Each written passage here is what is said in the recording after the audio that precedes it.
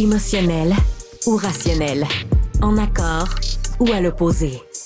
Les rencontres de l'heure. Ça va faire bientôt 1 an déjà que Meta a décidé de bloquer les nouvelles, que c'est plus possible de s'informer sur Facebook ni sur Instagram.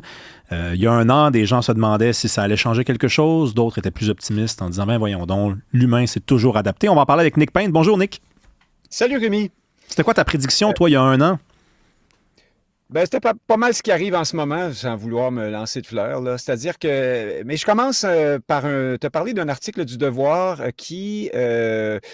lequel on a parlé notamment à Luce Julien de Radio-Canada et Brian Miles du Devoir, qui, eux, laissent entendre, et c'est ce que l'article laisse croire aussi, que somme toute, ça va pas si mal. Alors, certains médias, Radio-Canada, Le Devoir, ont vu même une augmentation de la fréquentation ou des abonnements là, suite à ce bannissement des nouvelles par Facebook.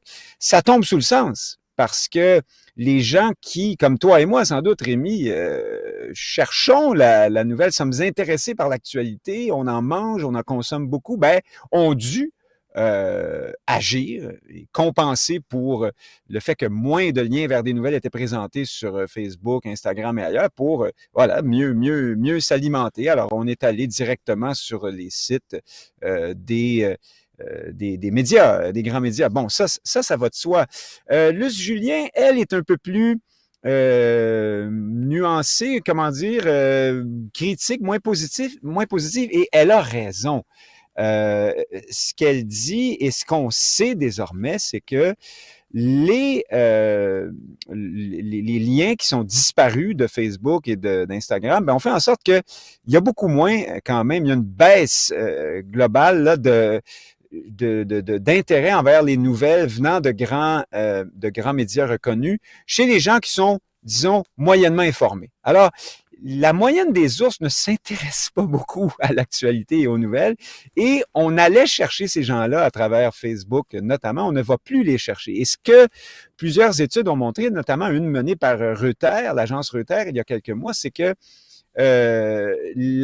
d'abord, d'une part, la fréquentation de Facebook et d'Instagram n'a pas souffert de ce bannissement, donc Facebook s'en fout globalement, eux, ils n'ont rien perdu là-dedans, mais ce qui a changé, c'est que la popularité des mèmes, des captures d'écran, des fausses nouvelles, ou en tout cas des nouvelles provenant de sites parfois douteux, ça a beaucoup augmenté. Alors, ce qu'on voit au fond, c'est que au-delà de savoir là, si les grands médias ont perdu ou gagné dans l'immédiat en termes financiers, globalement, la société, elle, perd en termes de qualité d'information et de circulation d'information. Et ça, c'est beaucoup plus grave et c'est très préoccupant à mon point de vue. On est vraiment à une époque où on ne peut pas se permettre de nuire encore davantage à la circulation de l'information de qualité. Je dis bien de qualité. Je sais, on peut critiquer les médias.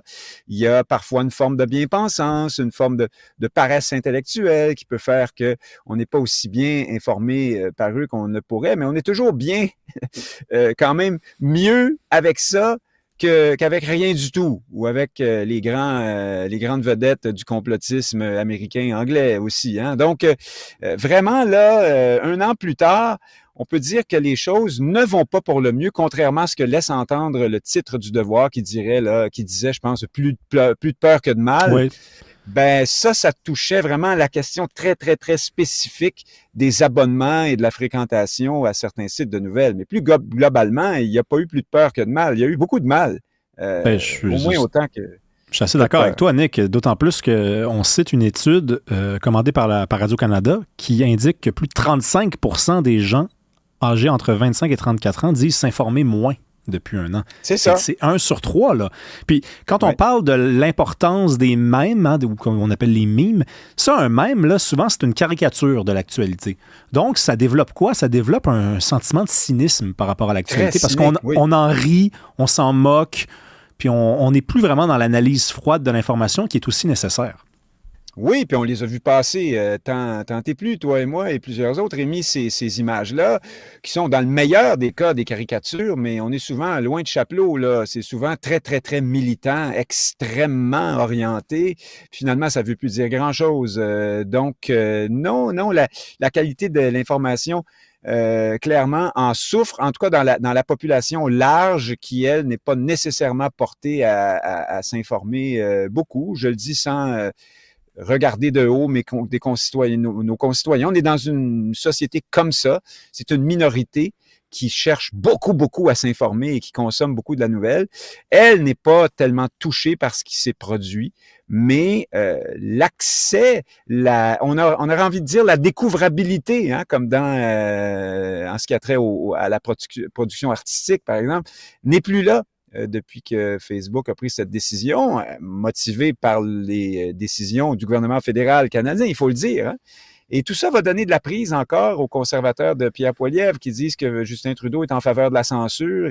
C'est pas complètement faux, même si le trait est grossi là, jusqu'à la caricature dans ce cas-là. Mais c'est vrai effectivement qu'on a l'impression qu'on s'en fout à Ottawa. Là, on laisse aller les choses tranquillement.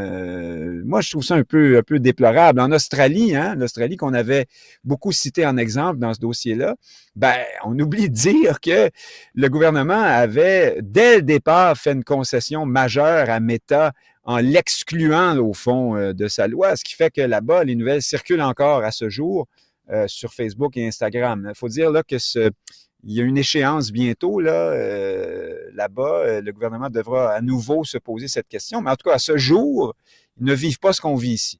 Oui, ils vont regarder ce qui se passe au Canada, puis ils vont dire, ah, coudonc, je pense qu'on va continuer, on va renouveler le contrat. Ben, s'ils ont intérêt un peu dans une démocratie la plus saine possible, oui, absolument. Là, tu veux nous parler d'un sujet tabou, là, j'ai peur, là, tu veux me parler du fort biais pro-démocrate de certains médias québécois. T'es-tu sûr que tu veux aller là, Nick, là?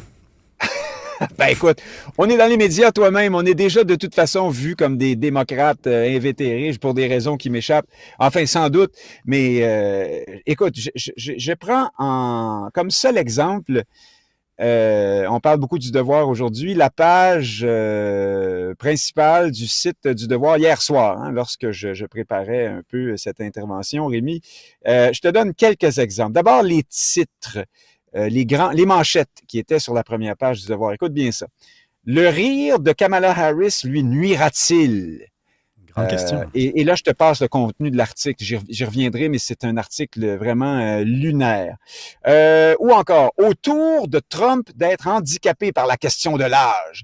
Hein, comme si on venait de faire un coup de maître qui lancerait désormais les projecteurs sur l'âge de M. Trump comme ils étaient sur l'âge de Biden récemment. Non, et Nick, je dois le dire parce que ça, je suis tanné de l'entendre. Là, ça n'a jamais été une question d'âge avec Joe Biden, ça a été une question de santé cognitive. Voilà. Donc là, on fait semblant du côté des démocrates que ça a été une question, l'âge, et que là, on peut parler de l'âge de Donald Trump, mais Donald Trump ne semble pas avoir les mêmes enjeux concernant la santé cognitive que Joe Biden. Ça, on va le dire, là, parce que je suis tanné de l'entendre. Là. Ben oui, c'est ça. C'est pas une affaire d'âge du tout. Puis par ailleurs, tu dis les démocrates ou les journalistes habillés démocrates ou les titreurs, en tout cas. Je continue.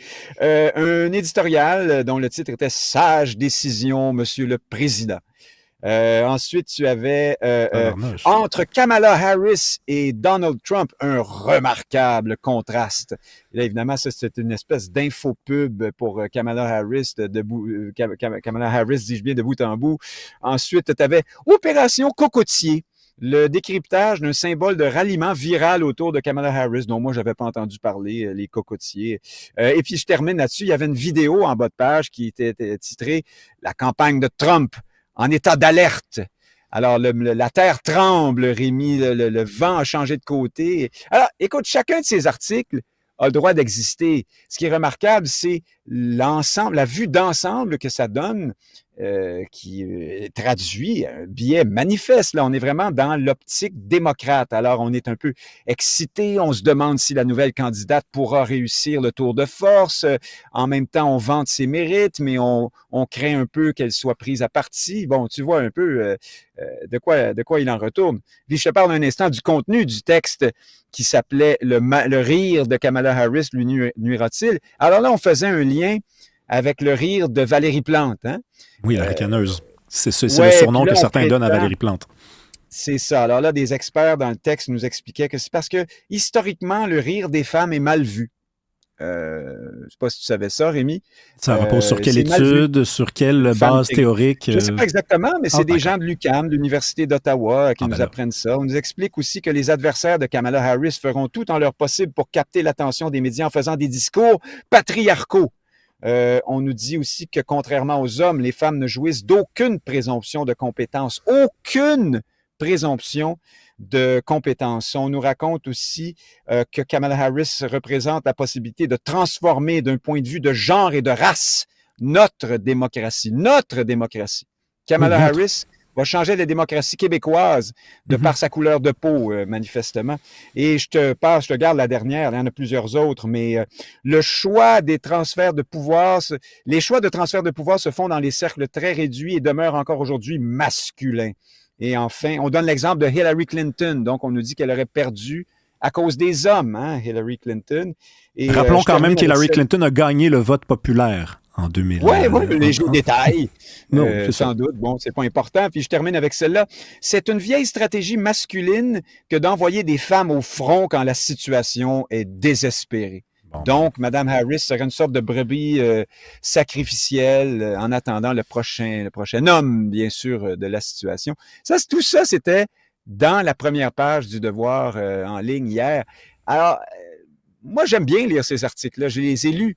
Je considère que ça m'informe, mais j'ai absolument besoin de lire autre chose aussi. Sinon, je serai dans un monde fantasmé qui n'est pas le monde réel et c'est probablement ce qui va arriver à bien des lecteurs du Devoir, dans ce cas-là, qui font confiance à ce média comme étant un média équilibré et indépendant. Alors, on parle beaucoup des médias, toi et moi, ce matin, là. Il y a comme quoi tout n'est pas parfait, en tout cas en ce qui regarde la politique américaine. Doit-on comprendre que beaucoup de journalistes du Devoir sortent avec des employés de la construction, puis que durant les vacances, tout le monde prend des vacances au Devoir, puis qu'on met les rookies à la place, là, les journalistes B, puis que ça donne ce que ça donne, parce que je reconnais pas le Devoir, là, franchement, quand je lis une telle couverture. Là, tu viens de me décrire une Macédoine, là, c'est un espèce de bulldozer de nouvelles. Habituellement, on y va au compte-gouttes, parce que tu as raison de le dire, ces articles-là peuvent exister et doivent exister, mais quand ils existent seuls dans un journal, qu'il n'y a pas de contradicteur, ben ça alimente quoi? Ça alimente le cynisme. Et le cynisme, c'est la porte d'entrée vers le populisme. Exactement. Alors, problème. Rapidement, tu veux revenir sur la réponse de la ville qui devait répondre à cette murale qui fait controverse, même si c'est l'été. Ils ont envoyé une réponse plutôt politicienne, mettons. Ben oui, alors c'est Sophie Durocher notamment qui nous parle de ça dans un excellent texte hier qui s'appelait « Le voile, symbole de Montréal ». Alors, ce que la ville explique, c'est que toutes ces représentations, parce qu'il n'y a pas seulement celle qui est dans l'entrée de... Enfin, la ville parlait, oui, de cette murale qui est à l'entrée de l'hôtel de ville et elle dit... voilà, on la voit pour ceux qui nous regardent, cette représentation d'une femme voilée, je paraphrase, hein, mais fait partie d'une exposition. Sur la démocratie, l'histoire de la démocratie montréalaise et ne remet en question en rien la laïcité de l'institution. C'est probablement vrai. Et c'est une réponse, je dirais, à la hauteur de l'argument de ceux qui disent « Ah, la ville se place en contradiction devant sa prétendue laïcité. » Moi, je suis pas d'accord avec cette affirmation-là. Pour moi, le problème n'est pas là. Je pense que l'hôtel de ville est encore laïque et la ville de Montréal aussi. Le problème, c'est cette représentation continuelle d'une seule et même pratique religieuse, toujours la même, à laquelle on tient beaucoup dans les organisations qui se veulent progressistes, sous couvert de nous donner une leçon d'inclusion, alors que ce n'est pas ce qu'on fait. On est en train de se conformer aux attentes d'un lobby politico-religieux très important, très puissant, je le répète, qui a fondé toute sa démarche sur l'idée, sur le fameux concept de l'islamophobie, hein, qui serait une sorte de... qui émanerait de la part mauvaise de notre société. Nous serions tous devenus comme ça, pas tous, mais enfin, nous serions devenus islamophobes par hasard, hein, comme s'il n'y avait pas l'histoire récente du terrorisme et de l'islamisme, du terrorisme commis au nom de l'islamisme, qui fait peur au monde. Qu'est-ce que tu veux? Alors évidemment, là, il y a une sorte de retenue et de précaution face aux manifestations d'un islam plus rigoriste. Alors, il faudrait dire ça quand on dit qu'il y a de l'islamophobie. Au minimum, il faudrait aussi prendre ça en compte, mais on ne le fait jamais. Et on se retrouve avec cette espèce de visibilisation intempestive et très forte de cette pratique religieuse-là. Et Sophie Durocher nous apprend aussi que les deux femmes voilées qu'on voit dans une campagne publicitaire sur la Charte montréalaise des droits et responsabilités, là, ben elles sont, ça vient du comité sur l'inclusion de je ne sais quoi, là, pardon, j'oublie le nom, et de qui? De Bokra Manaï, hein, Oui. cette ancienne, cette personne qui travaillait aussi pour le Conseil national musulman canadien, très, très, très opposé à la loi 21, qui est prétendument commissaire à la lutte au racisme systémique à la ville de Montréal. Ben, franchement, tout ça est très gros. Et je trouve ça dommage que ce soit encore et toujours le mouvement laïque québécois et l'organisme PDF pour le droit des femmes qui réagissent pendant que l'ensemble de la société civile, par ailleurs, reste plutôt muette là-dessus. S'il y a un glissement là, auquel on ne fait pas attention, on est très mou par rapport à cette promotion du rigorisme religieux et c'est dommage quand même. Oui, je le répète, c'est l'été, donc ça risque de mourir dans l'œuf, toute cette controverse-là. Nick, on se reparle demain, puis si tu es dans ta voiture, encore une fois, il faudrait que tu mettes ta ceinture de sécurité, par exemple. Parce que... Non, ben là, je suis immobilisé. Oui, alors, oui, j'avais compris, mais juste pour envoyer un bon signal. Le paysage politique québécois. Oui, bon, à demain, Nick. Salut.